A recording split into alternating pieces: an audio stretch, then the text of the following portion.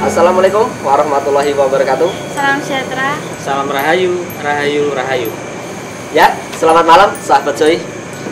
Tentunya saya malam hari ini tidak sendirian. Saya masih selalu ditemani dengan Kang Dominik dan juga adik saya Michelle. Kita acara malam hari ini PS3, obrolan santai Seputar spiritual. ya, seputar spiritual. Kita masih membahas yang kemarin di Benteng Willem 2, karena tadi malam itu banyak kendala-kendala yang tidak disangka-sangka, dan juga waktunya sudah sangat larut malam, maka diteruskan pada malam hari ini. Mungkin Kang Dominik bisa dijelaskan lagi. Ya, gini, sebenarnya kemarin kita bertiga sudah penelusuran di Benteng Willem 2. Karena ada kendala juga ya.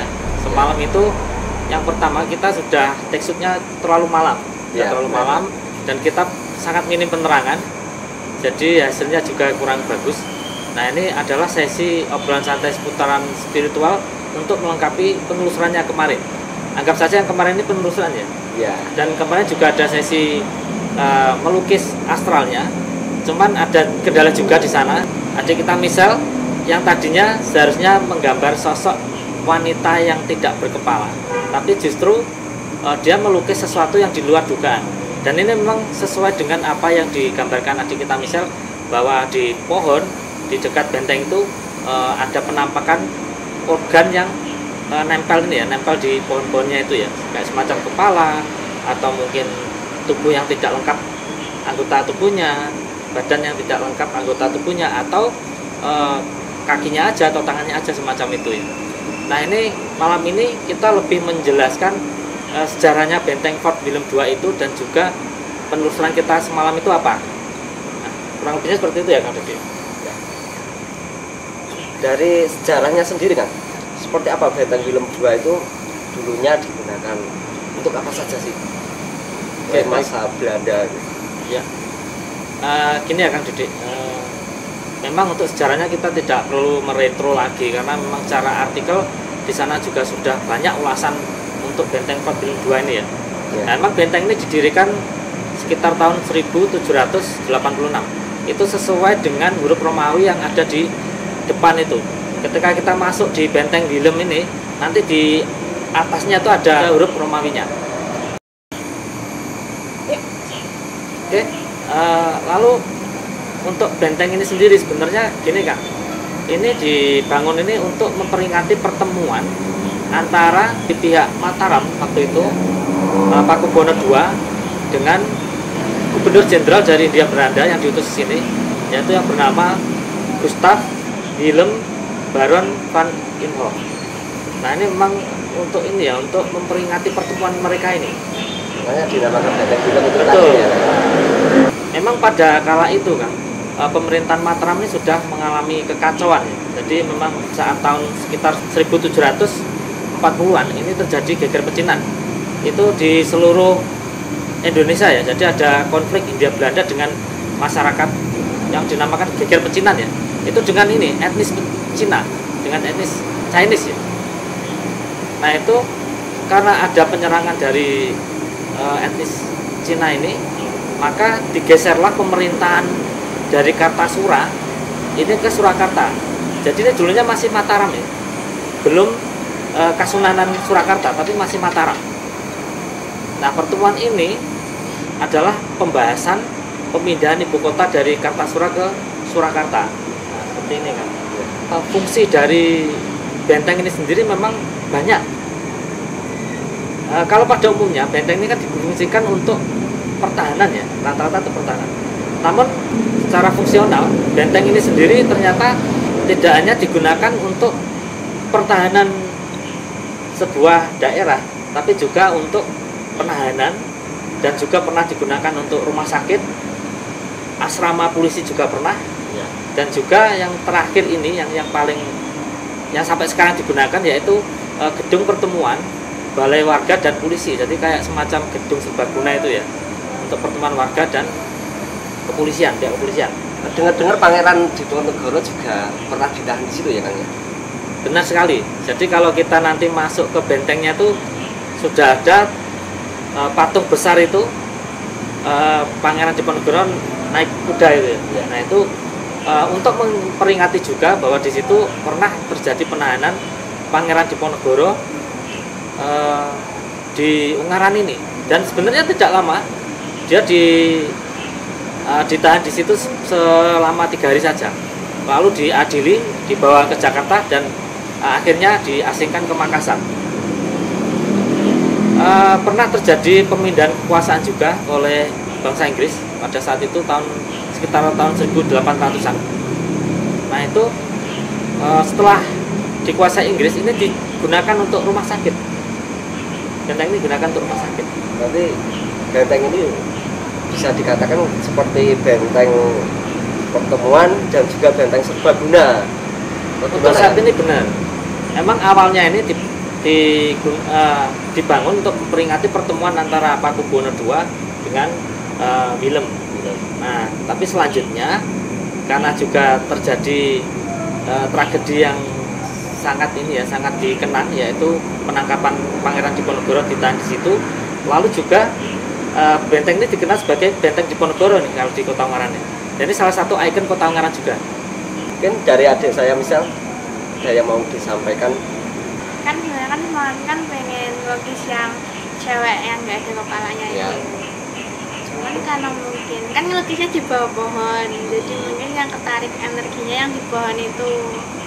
Terus sebenarnya tuh pas ngelukis tuh udah kayak berusaha banget miripin sama yang cewek yang gak ada kepala itu, tapi kok nggak jadi. Terus ikutin intuisi aja lah ya, terus malah jadinya yang di pohon yang ada organ-organnya itu. Mungkin bisa ditunjukin misal gambarnya seperti apa yang gagal produk nih ya. Sebenarnya bukan gagal produk. Kang. Mungkin Energi yang didapatnya itu ya, lebih besar yang ini. Ya. Padahal seharusnya yang digambar yang ini ya. Seharusnya yang ini. Nah, mungkin bisa dijelaskan ada misal ini gambarnya seperti sosok apa sih? Yang aku lihat sih kayak dia itu kepala, jadi Ya. dia kepalanya itu gantung nempel di pohonnya, terus dari mulutnya tuh keluar darah berceceran banyak banget sampai ke bawah-bawah sini. Memang dari lukisan ini sangat sederhana sebenarnya, sesuai dengan ini yang didapat energi adik kita misal. Untuk sekelas anak bisa dibilang indigo junior, untuk bikin gambarnya sudah termasuk bagus ya. Ya, Karena ini juga bukan menjadi hobi dari adik kita misal, enggak. Ini jadi dia secara langsung dan menggambarkan seperti ini. Jadi ini tidak pernah ini ya adik kita misal melatih untuk menggambar detail atau istilahnya sudah memang sangat terlatih untuk menggambar itu enggak. Ini hanya mengikuti intuisi dan kita coba manifestasikan dari pikirannya adik kita misalnya ke sebuah gambar atau sebuah lukisan. Betul. Tentunya gini kan, tidak semua orang bisa melukis seperti ini. Bener banget, meskipun ini ya kayak kita yang sudah dewasa ini ya, Iya benar. belum tentu bisa gambar ini. Meskipun kita paham banget energinya seperti apa, tapi untuk kemampuan melukis ini memang tidak mudah. Bahkan untuk sekelas adik kita misal yang masih sangat muda, ini sudah termasuk luar biasa. Nanti kedepannya harapan kita di tim Jo ini, dia akan lebih bagus lagi untuk gambarnya. Semakin dia sering memanifestasikan dalam bentuk gambaran, nanti akan semakin bagus gambarannya. Dan gambar yang ini ada bisa dijelaskan. Itu Sebenarnya yang mau digambar seperti ini ya. ini yang sebenarnya mau digambar. Jadi dia kayak pakai ini tuh kayak baju tidur gitu ya, kayak piyama panjang, terus nggak tahu dia request ada talinya di bagian pinggang, cuman kepalanya nggak ada, dan aku lihatnya tangan sama kakinya tuh juga nggak ada. Kan kalau yang ini di pohonnya ada tempat duduknya, tapi yang kondisinya aku nggak lihat sama sekali ada tempat duduknya di pinggir-pinggirannya, jadi nggak aku gambar. Oh ya, mungkin saya bisa bantu jelasin ya. Ini sangat beda banget ya kalau dilihat ini ya dari dua ini. Nah, kalau ini sudah ada kayak ini ya, kayak bangunan yang dibuat memang untuk membatasi pohonnya ini. Jadi biar akarnya nggak kemana-mana. Jadi kayak semacam dibuat taman, ada tempat duduknya. Iya. Nah memang pohon itu yang saya lihat dulu memang belum ada ini bangunannya ini. Belum ada Jadi pembatasnya. entitas ini memang sudah lama banget. Jadi waktu ketika misal nih melukis kemungkinan ini masih belum dibangun ini. Jadi ini sosok ini udah lama banget. Dan memang ada kaitannya dengan penggunaan benteng itu sendiri yang kala itu digunakan sebagai rumah sakit. Karena korban yang di situ kan di rumah sakit itu Iya. Rata-rata memang banyak yang luka, kakinya hilang, patah dan semacamnya. Karena memang ini adalah korban perang waktu zaman pemerintahan Hindia Belanda ini direbut oleh Inggris. Nah, makanya banyak di pohon itu organ-organ yang menempel di situ ya. Di akhir penulisan semalam itu saya meretro, saya menemukan bahwa bangunan yang di belakangnya itu belum ada waktu itu. Masih kayak bangunan Belanda yang kosong yang kemarin malam di shoot itu buat gudang itu. Banyak gudang mungkin ya persenjataan dan semacamnya ya. Dan di situ banyak tentara yang jaga. Dan pohon ini sudah ada tapi belum sebesar itu. Masih kecil. Pohon itu termasuk besarnya baru-baru ini aja di pinggir taman itu. Nah, itu memang zaman dahulu ketika ada orang lewat di area benteng itu, kalau malam ini beberapa orang tuh melihat ini penampakan organ-organ tubuhnya yang tidak lengkap di pohon itu. Nah ini yang bikin orang yang lewat ini jadi ketakutan ya. Merinding kan? Diomongin langsung merinding ya. Kemarin Ngeri sempat ya. gini ya, kita misal sempat jelasin kalau ada suara minta tolong ya, kalau tidak salah ya. Iya. Terus tadi pas lukis ini juga ada suara yang kayak apa ya? Kayak suara binatang teman.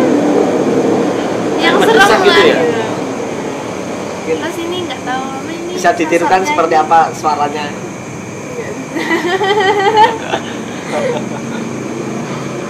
Ya intinya gini ya, dari lukisan yang sederhana ini kita bisa menjelaskan keterkaitan antara entitas yang tidak kelihatan dengan sejarah benteng ini sendiri. Jadi ada korelasinya kan antara apa yang dimanifestasikan nanti kita misalnya dengan penggunaan benteng itu sendiri. Dari kesimpulan itu tadi apa yang bisa diambil? Untuk saya sendiri karena tempat ini adalah tempat bersejarah ya, seyogjanya kita tetap merawat, melindungi dan juga nguri-nguri tempat bersejarah ini supaya anak cucu kita ini tidak kehilangan cerita-cerita dari sejarah ini, sejarah perjuangan bangsa kita ya. Karena memang apa ya, ini adalah sebagai situs warisan. Kalau ini hancur atau hilang, tidak ada bukti otentik untuk menceritakan sesuatu yang pernah terjadi zaman dahulu kala. Misalnya kayak perang Diponegoro nih. Tapi kalau tidak ada buktinya kan kita tinggal cerita saja. Nah, benteng ini adalah salah satu saksi bisu dari perjuangan dari pahlawan-pahlawan bangsa kita zaman dahulu. Seperti itu Kang. Ya tetap kita harus ini ya, kita lindungi, kita uri-uri ya, semacam itu. Mungkin dari adik kita misal Yang mau ditambahkan? dari energi yang didapat ini. Ini kan kita baru bahas lukisannya. Terus Ya. nggak tahu ini sosok yang ini kok ada di sini. Di belakang saya. Berarti ngikut ke sini. Mungkin ada yang mau disampaikan atau gimana misal? Sosoknya diam aja. Cuma diem aja. Kalau nggak salah tadi dapat namanya yang ini itu namanya Anne Stewart. Stewart. Apa ini ya adik kita misal? Apa ini orang Inggris? Iya. Rambutnya pirang. Rambutnya pirang. Cuman ini tidak di ini ya, Iya. tidak ditampilkan kepalanya enggak ya? Dan nggak cerita kejadiannya seperti apa. Nggak ada. Oke baik sahabat Joy, memang dari dua gambar ini berbeda entitas ya, berbeda entitas. Kalau ini memang saya tangkapnya ini memang pada saat benteng itu sendiri direbut oleh bangsa Inggris karena digunakan sebagai ini rumah sakit, penyembuhan orang sakit, dan kemungkinan besar ini adalah salah satu perawatnya atau semacamnya mungkin. Nah, semacam itu. Kalau ini beda lagi, ini mungkin lebih sebangsa jin, Jin. sebangsa jin menunggu pohon besar di samping benteng Willem II itu. Bisa dijelaskan nggak? Pohon apa kira-kira itu? Kalau pohonnya itu sendiri sebenarnya kalau di daerah saya namanya pohon karet kebo. Jadi emang pohon itu bisa besar, daunnya juga besar-besar. Nah, itu memang jarang ada. Pohon itu memang jarang ada.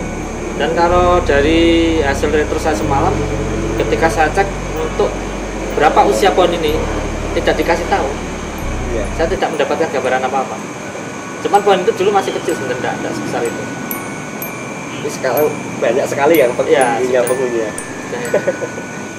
Oke, sahabat Joy, pembahasan kita malam hari ini kita sudahi sampai di sini. Mudah-mudahan tayangan ini bermanfaat dan selalu jadi tontonan yang fenomenal. Cukup sekian, terima kasih. Assalamualaikum warahmatullahi wabarakatuh. Salam sejahtera. Salam rahayu, rahayu, rahayu.